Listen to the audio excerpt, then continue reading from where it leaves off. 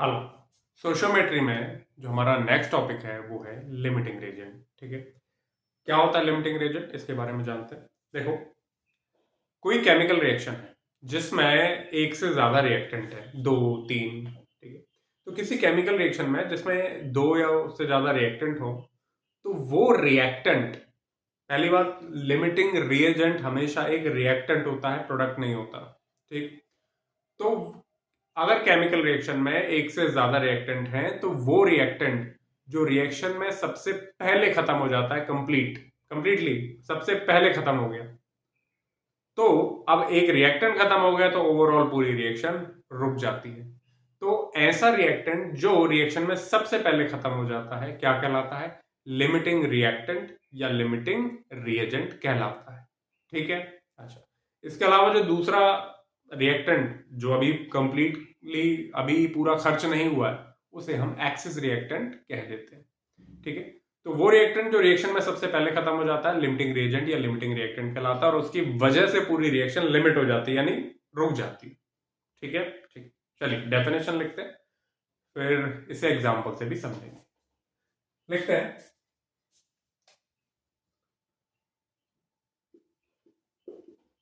In a chemical reaction where more than one reactant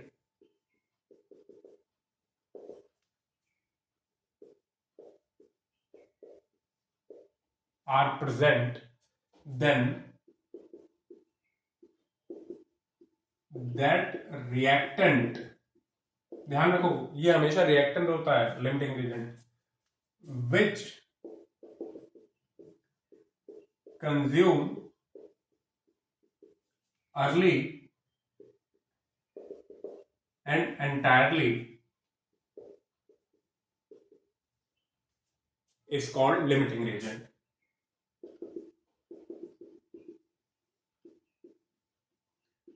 limiting reagent बोल दो, limiting reactant बोल दो।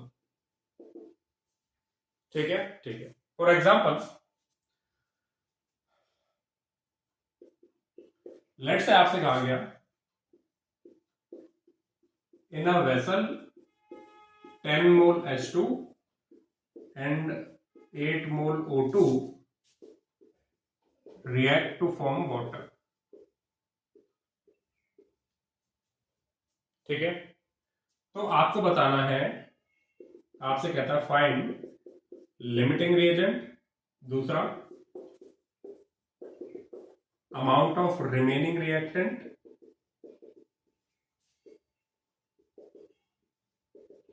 And तीसरा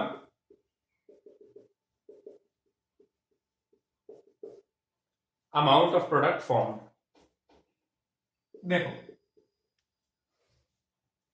आपको पता चल गया कि रिएक्शन कौन सी है, कि H2 और O2 मिलके वाटर बना रहा है। आपने रिएक्शन लिख ली, H2 प्लस O2 मिलकर के H2O बना रहा है।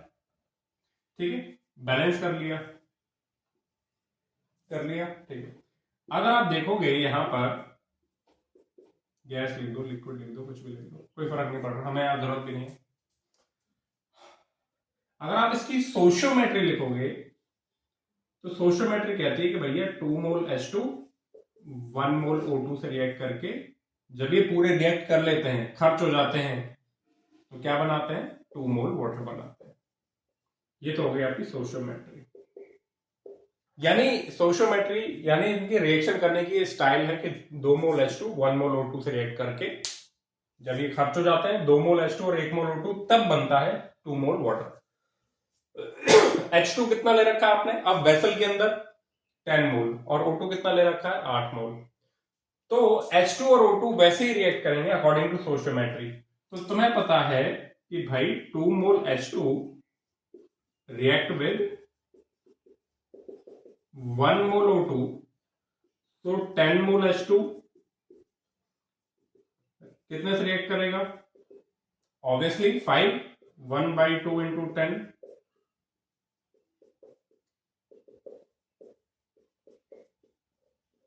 5 मोल O2 से।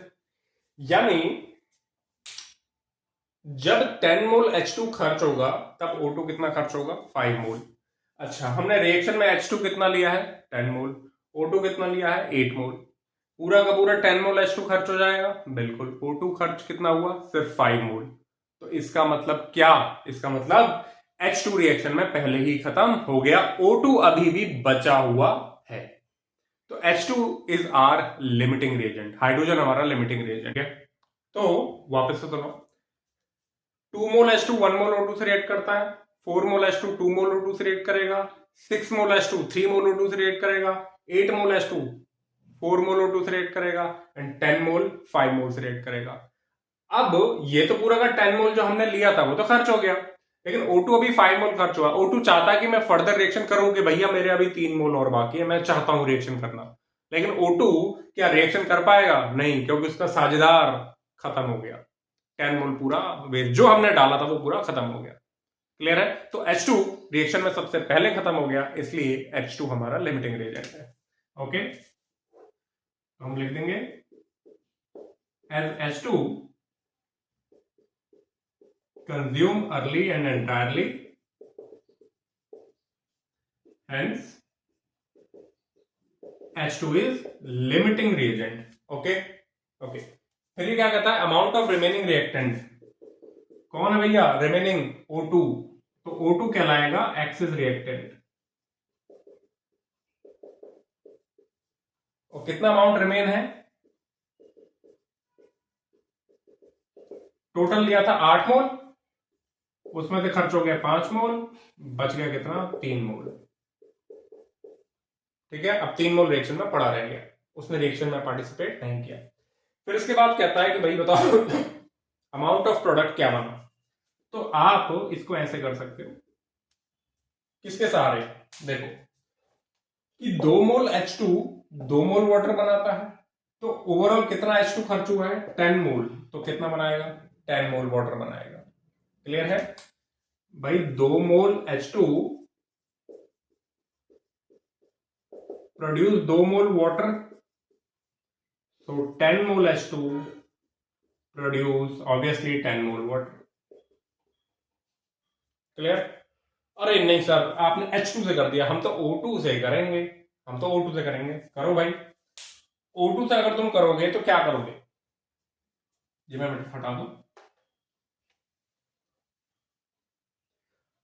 अगर तुम चाहते हो कि तुम इसको O2 से निकालो तो कैसे करोगे कि सर 1 मोल O2 जो है वो प्रोड्यूस करता है, मतलब अकेले नहीं करता है, इसके साथ करता है, बट कैलकुलेशन में हम यूज कर रहे हैं कि 1 मोल O2 प्रोड्यूस करता है 2 मोल वाटर, तो कितना कितना 5 मोल O2 कितना प्रोड्यूस करेगा? 5 मोल लेना, 8 मोल मत लेना। क्यों? क्योंकि 8 मोल ने तो रिएक्शन में पूरा पार्टिसिपेट किया ही नहीं। वाटर बनाने में कितने ऑक्सीजन का कंट्रीब्यूशन है? सिर्फ 5 मोल। दैट्स व्हाई यहां 5 मोल O2 लिया जाएगा। तो 5 मोल कितना बनाएगा? Obviously 10 mole. There will be no difference in answer, answer में कोई बदलाव नहीं आएगा, जितना इससे लोगे उतना उससे ही आएगा, दूसरे वाले से आएगा। बट आसान ये पड़ेगा कि आप हमेशा प्रोडक्ट को लिमिटिंग रिएजेंट के थ्रू निकालो। क्यों? क्योंकि लिमिटिंग रिएजेंट जो है जितना रिएक्शन में दिया है वो पूरा खर्च हो जाता है। क्लियर है? ठीक है, इसको लिखो, फिर मैं नेक्स्ट क्वेश्चन लेता हूं। ठीक है, तो H2 लिमिटिंग रिएजेंट है और O2 एक्सिस रिएक्टेंट है। Next,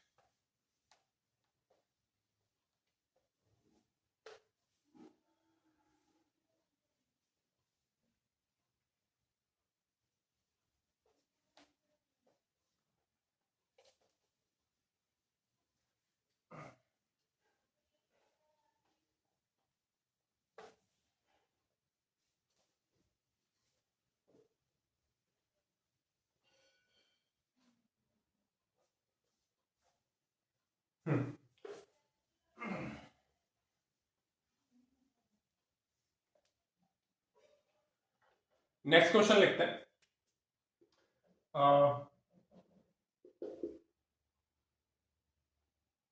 let's say 7 gram N2 and 3 gram H2 react to form ammonia. Find limiting reagent. दूसरा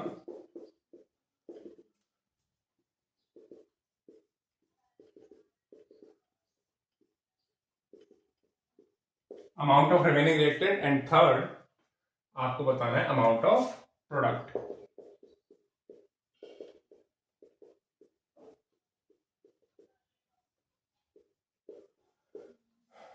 ठीक, रिएक्शन आप लोग समझ गए कि भैया N2H2 मिलकर के NH3 बना रहे हैं, बैलेंस किया, कर लिया।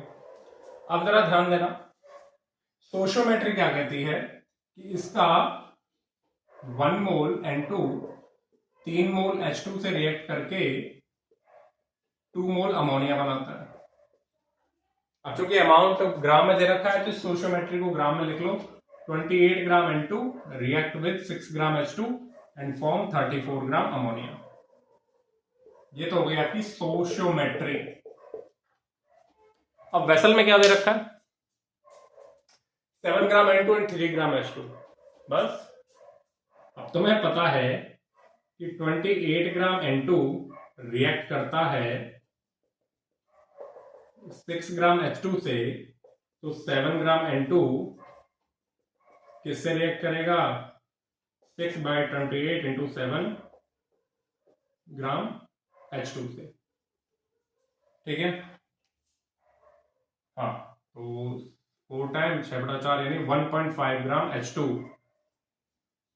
इसका मतलब यह है कि हमने रिएक्शन में 7 ग्राम N2 डाला था और 3 ग्राम H2 डाला था। अच्छा, ये मत सोच लेना कि जो कम अमाउंट में है वही लिमिटिंग रिएजेंट है, ये गलती मत करना। हमेशा ऐसे कैलकुलेट करो, जो कम अमाउंट में है वो लिमिटिंग रिएजेंट हो ऐसा जरूरी नहीं है। ये सब स्टोइचियोमेट्री पे डिपेंड करता है। तो जब पूरा का पूरा N2 जो हमने लिया हुआ है वो खर्च हो जाता है, तब H2 सिर्फ 1.5 ग्राम खर्च होता है। इसका मतलब H2 अभी भी वेसल में बचा हुआ है, वो रिएक्शन करना चाहता है पर कर नहीं पाएगा, वो आगे प्रोडक्ट बना नहीं पाएगा। क्यों? क्योंकि उसका जोड़ीदार खर्च हो गया। So that's why N2 is our limiting reagent. तो हमारा as N2 consume early and entirely, hence N2 is our limiting reagent. अच्छा, अब कुछ लोग कहते हैं कि सर आपने तो बड़े यहां से शुरू करते हो यहां पर खत्म कर देते हो, आपको बड़े आराम से मिल जा रहा है। अगर हम इसको ऐसे शुरू करते, अच्छा इसको अगर हम इसको ऐसे शुरू करते कि सर हम H2 से शुरू करके N2 पे जाएंगे कि 6 ग्राम H2 react with 28 gram N2, तो 3 ग्राम H2 कितने से रिएक्ट करेगा? 28 divide by 6 into 3 gram N2 से रिएक्ट करेगा। 3 2 दा और ये 14 ग्राम N2। अब जरा ध्यान से देखना, एक बार मैंने N2 से शुरू करके H2 निकाला, इसमें N2 इतने से H2 से रिएक्ट करता है तो इतना N2 कितने H2 से रिएक्ट करेगा, हमको लिमिटिंग रिएजेंट पता चल गया। अगर तुम यहां से शुरू करके इसको निकालते हो, इतना H2 इतने N2 से रिएक्ट करता है तो इतना H2 कितने N2 से रिएक्ट करेगा, तो तुम्हारे पास आ गया कि पूरे के पूरे 3 ग्राम H2 को खर्च करवाने के लिए N2 कितना रिक्वायर्ड है? 14 ग्राम। क्या 14 ग्राम N2 तुम्हारे पास है? नहीं है। तो जब तुम्हारे पास उतना N2 नहीं है जितना पूरा का पूरा H2 को खर्च कराने के लिए चाहिए, तो इसका मतलब H2 3 ग्राम H2 कभी कंप्लीट खर्च हो पाएगा नहीं। तो इसका मतलब लिमिटिंग रिएजेंट कौन हुआ? N2 हुआ। फिर आप इस कैलकुलेशन को भले ही रिवर्स करके कर सकते हो। समझ गए? तो आप कैलकुलेशन ऐसे स्टार्ट करो या ऐसे स्टार्ट करो, कोई फर्क नहीं पड़ेगा, आपको आराम से मिल जाएगा, क्योंकि 14 ग्राम N2 तो है ही नहीं। तो क्या कभी 3 ग्राम H2 खर्च होगा? नहीं। क्लियर? क्लियर। चलिए, एक और तरीका होता है लिमिटिंग रीजन निकालने का। एक और तरीका ये होता है कि आप क्या करो,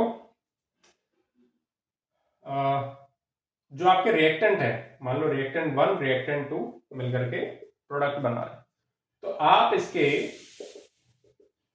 मान लो इसके आगे सोशियोमेट्रिक कोफिशिएंट ए लग रहा है और इसके आगे बी लग रहा है, तो number of moles of R1 divided by A and number of moles of R2 divided by B. इस रिएक्टेंट के mole divided by stoichiometric coefficient, इस रिएक्टेंट के mole divided by stoichiometric coefficient, और जो भी छोटा हो वो लिमिटिंग रेजेंट।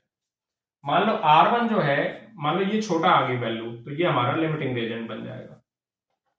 क्लियर? क्लियर। ये भी ट्रिक होती है निकालने की। जैसे मैं इस क्वेश्चन को बताता हूं,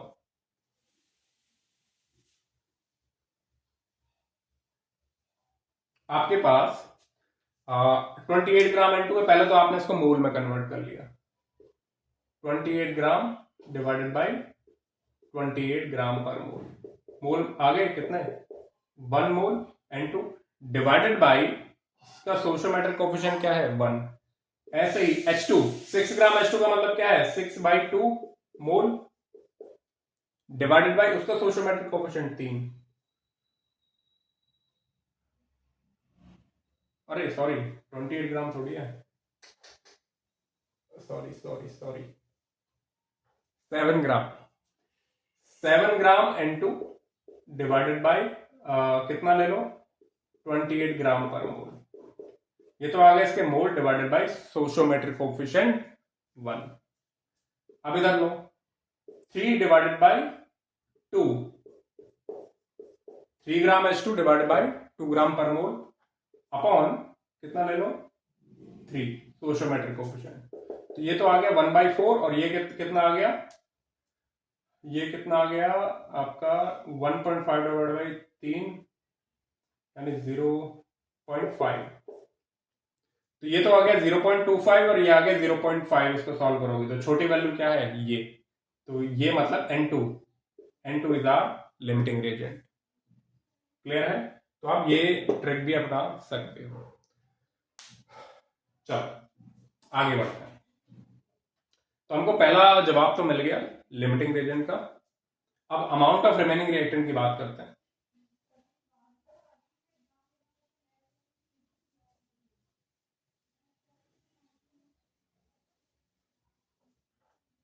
साफ पता चल रहा है अमाउंट ऑफ रिमेनिंग रिएक्टेंट 3 ग्राम में से कितना खर्च हुआ, 1.5 ग्राम। तो amount of remaining reactant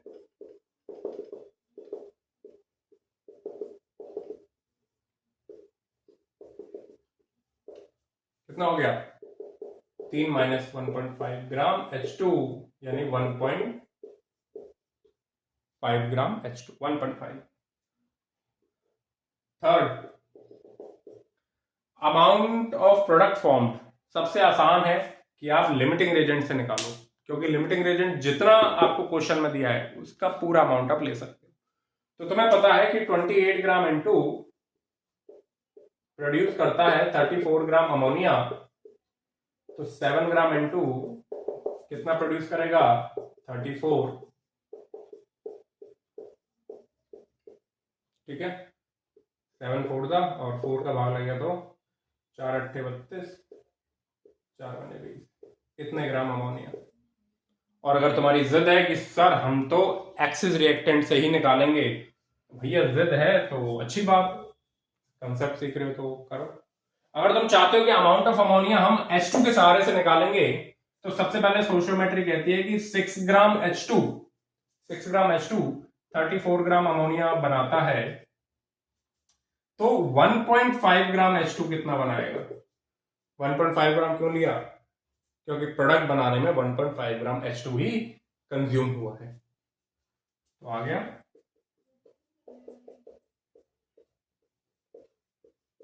answer में कोई बदलाव नहीं आएगा, आंसर में कोई बदलाव नहीं आएगा। ठीक है, ठीक है। नेक्स्ट आगे बढ़ते हैं, लिखो इसे। ओके, ये भी 2 सिंपल से क्वेश्चन है, आप इन्हें ट्राई करो पॉज करके। आई होप आप लोगों ने कर लिया होगा। अब मैं करा देता हूं। ये कहता है कि रिएक्शन है 5 मोल ए, मतलब आपको रिएक्शन दे रखी है और आपने मानना है कि ये बैलेंस्ड है, बैलेंस्ड, ओके। क्योंकि इस तरीके से ए बी सी दे रखी हो तो हम थोड़ी बैलेंस कर सकते हैं, तो ये बैलेंस्ड मान है फॉर दी बैलेंस्ड। मैं लिख देता हूँ 5 मोल ए 8 मोल बी, तो कितना अमाउंट ऑफ सी बनेगा, तो कर लो ए प्लस 2b सी। अब सबसे पहले आपको इसमें से निकालना है लिमिटिंग रिएजेंट। कैसे निकालोगे? लिमिटिंग रिएजेंट निकालने का तरीका है कि भाई आपको ए कितना दे रखा है 5 मोल अपॉन उसका स्टोइचोमेट्रिक कोएफिशिएंट 1, ये तो ए के लिए आ गया, और बी कितना दे रखा है 8 मोल, उसका स्टोइचोमेट्रिक कोएफिशिएंट 2, कितना आ गया 4। कौन छोटा है दोनों में से? ये, तो लिमिटिंग रिएजेंट कौन हो गया? B, okay. ये तो थोड़ा शॉर्ट हो गया, हम इसे हमेशा यूनिटरी मेथड से ही करेंगे। यूनिटरी मेथड से देखो कैसे होता है। स्टोइचोमेट्री कहती है कि 1 मोल ए 2 मोल बी से रिएक्ट करके 1 मोल सी बनाता है, ओके। ये तो हो गई स्टोइचोमेट्री। तो मुझे बताओ, जब 1 मोल ए 2 मोल बी से रिएक्ट कर रहा है तो 5 मोल ए को रिएक्ट करने के लिए कितना चाहिए? ऑब्वियसली 10 मोल बी चाहिए कि नहीं चाहिए? क्या हमारे पास 10 मोल बी अवेलेबल है? नहीं। क्या 5 मोल ए का भी खर्च हो पाएगा? नहीं। तो इसका मतलब लिमिटिंग रिएजेंट हमारा कौन हुआ? बी। चाहो तो इस कैलकुलेशन को उल्टा कर लो, ठीक है, कोई बात नहीं, इसका आंसर तो आ गया, बट हम थोड़ा सीख रहे हैं तो थोड़ा डिटेल में जाएंगे, ओके। हर तरीके से कोशिश करें। अब इसी कैलकुलेशन का अगर तुम उल्टा करते कि 2 मोल बी रिएक्ट करता है 1 मोल ए से, तो 8 मोल बी कितने से रिएक्ट करेगा? 4 मोल ए से रिएक्ट करेगा कि नहीं करेगा? ठीक है। क्या 8 मोल बी को कंज्यूम कराने के लिए हमारे पास एनएफ ए है? 4 मोल चाहिए, हमारे पास तो 5 मोल है, तो बी पूरा खर्च हो जाएगा। तो B is are limiting reagent. तो उसके बेस पे आप निकाल लो कि इसके 2 मोल से इसका 1 मोल बनता है, तो इसके 8 मोल से कितने बनेंगे? 4 मोल। आंसर आ गया। क्लियर? ठीक। अगला क्वेश्चन करते हैं। ठीक, एक काम करते हैं, थोड़ा कैलकुलेशन आसान करने के लिए इसे 35.5 ग्राम लिख लेते हैं, ठीक है, कैलकुलेशन आसान हो जाएगी। सबसे पहले क्या करते हैं? सबसे पहले तो आप करो रिएक्शन को बैलेंस। तो यहाँ 3 लगा दो, यहाँ 2 लगा दो, यहाँ 2 लगा दो, ठीक है। क्या फाइंड करो? Limiting reagent. कैसे? आपको एल्यूमिनियम दे रखा है, आपको मोल्स ऑफ एल्यूमिनियम अपॉन इसका स्टोइचोमेट्रिक कोएफिशिएंट यानी 2, और आपको मोल्स ऑफ Cl2 अपॉन उसका स्टोइचोमेट्रिक कोएफिशिएंट 3। अब देख लेना है दोनों में से कौन छोटा है।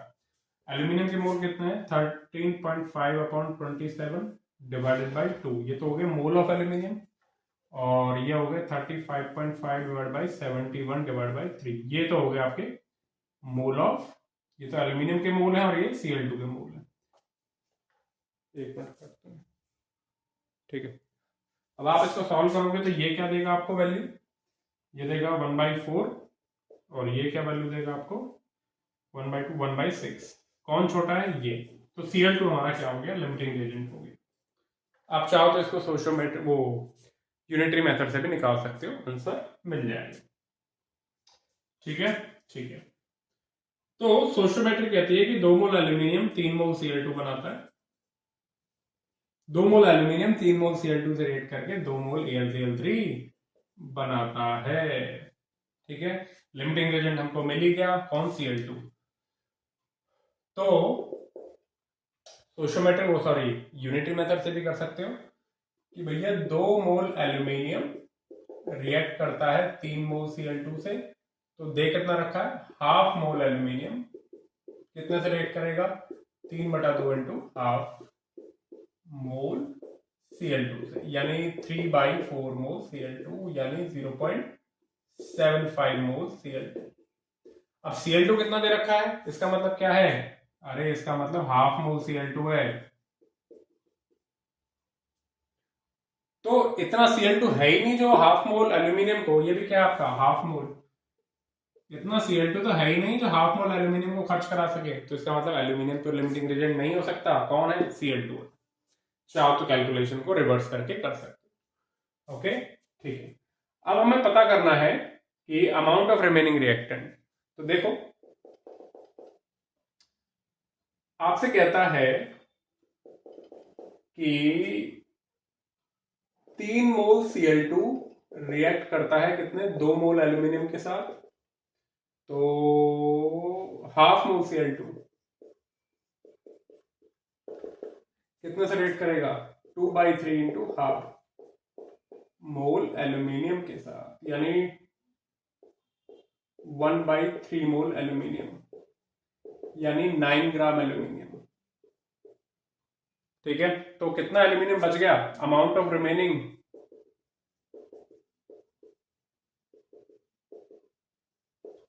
रिएक्टेंट सेकंड वाले का 13.5 माइनस के 9 ग्राम एल्यूमिनियम, तो 4.5 ग्राम।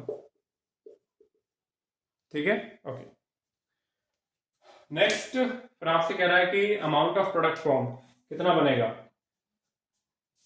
लिमिटिंग रिएजेंट से निकालो, 3 मोल से 2 मोल बनता है, तो हाफ मोल से कितना बनेगा, आ गया, यही कर देता हूं।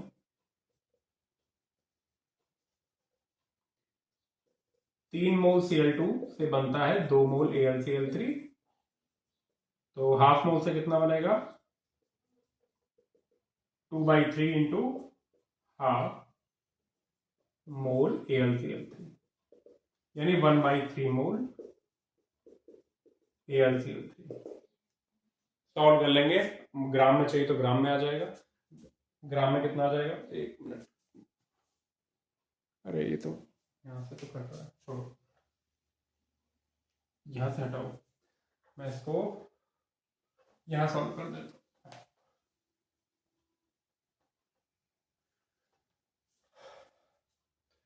थर्ड वाले पार्ट को यहां सॉल्व कर देता हूं कि भैया 3 मोल Cl2 प्रोड्यूस करता है 2 मोल AlCl3,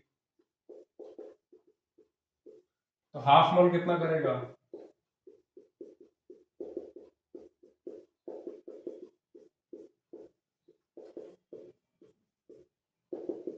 1/3 मोल AlCl3। मास में कन्वर्ट कर लोगे, कितना होता है AlCl3 का मास, 27 + 3 इंटू 35.5 ग्राम AlCl3, इस तरीके से आ जाएगा। ठीक है, ठीक है, चलो आगे बढ़ते हैं, एक और क्वेश्चन। ओके, अब जैसे कि ये क्वेश्चन है, ये बड़ा ही फेमस क्वेश्चन है, ओके, इंपॉर्टेंट, तो करते हैं इसे।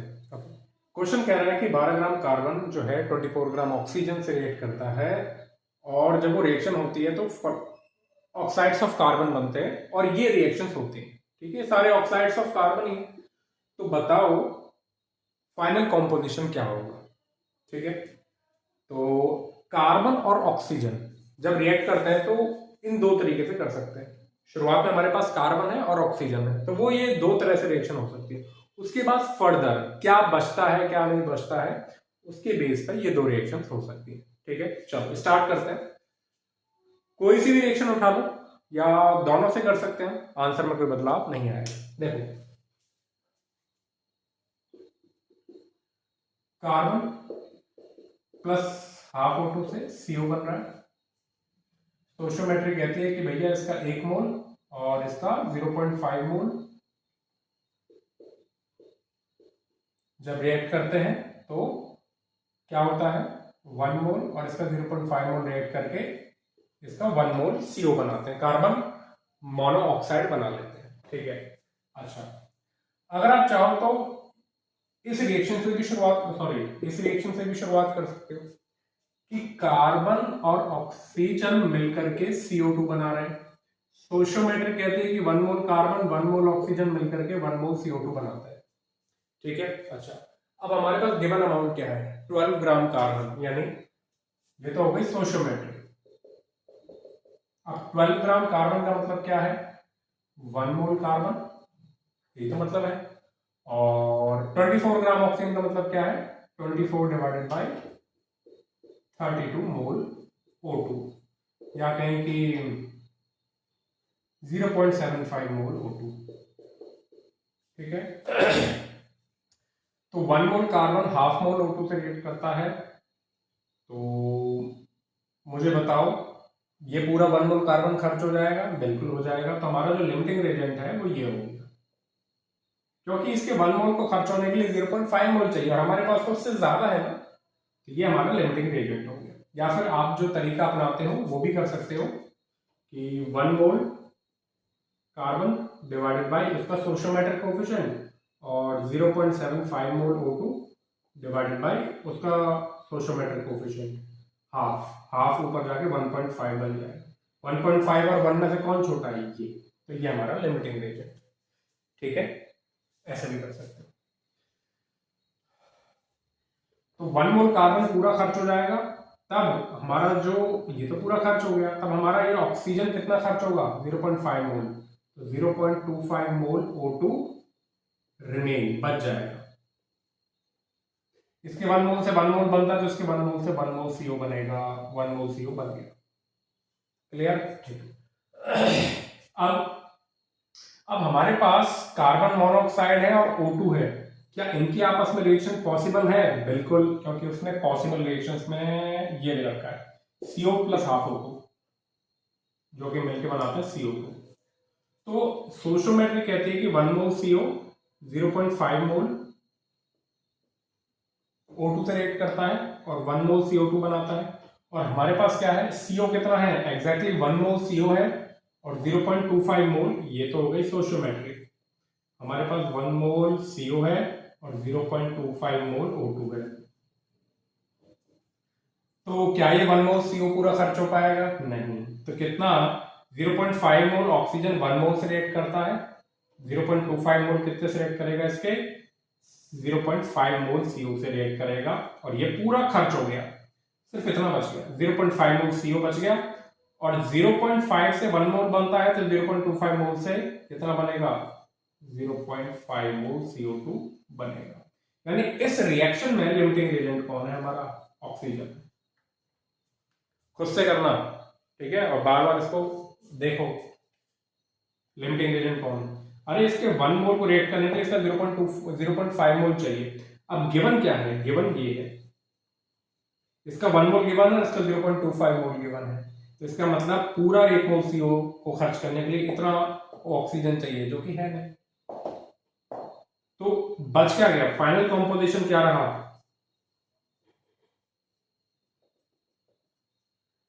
CO प्लस CO2, 0.5 मोल CO और 0.5 मोल CO2।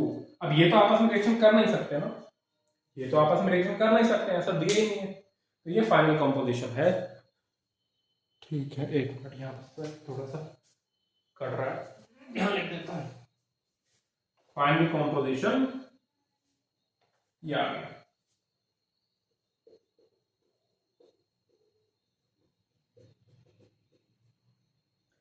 CO प्लस CO2 0.5 मोल और ये 0.5 मोल। अब देखा, हाँ अब आ रहा है। आप कुछ कहेंगे सर हम यहां से शुरुआत करें तो कोई दिक्कत नहीं है, यहां से भी शुरू कर सकते हो। ये तो हो गया आपकी स्टोइचोमेट्री। अब गिवन क्या है? गिवन है आपको half mole carbon and 0.75 mole O2। Limiting agent कौन हुआ? इसके हाफ मोल को रेट करने के लिए इसका हाफ मोल ही चाहिए, तो इसका मतलब ये पूरा खर्च हो जाएगा और ये 0.25 मोल O2 रिमेन रहेगा। तो ये बन गया हमारा लिमिटिंग एजेंट। अब इसके 1 मोल से इसका 1 मोल बनता है, तो इसके 0.5 मोल से 0.5 मोल CO2 बनेगा कि नहीं? एक मिनट, इसका 1 मोल, अरे सॉरी, इसका 0.5 मोल थोड़ी देर रखा है, सॉरी, इसका तो 12 ग्राम दे रखा है ना। तो इसका तो गिवन भी कितना है? 1 मोल कार्बन गिवन है और इसका केवल कितना गिवन है? 0.75 मोल ऑक्सीजन गिवन है। ठीक है, यहां से हमने निकाला भी था। तो ये तो 1 मोल को ऑक्सीजन 1 मोल कार्बन से रिएक्ट करता है, तो 0.5 मोल ऑक्सीजन 0.5 मोल कार्बन से रिएक्ट करेगा, ये तो पूरा खर्च, लेकिन ये 0.25 मोल रिमेन रह जाएगा। लिमिटिंग रेजेंट हमारा ये हो गया।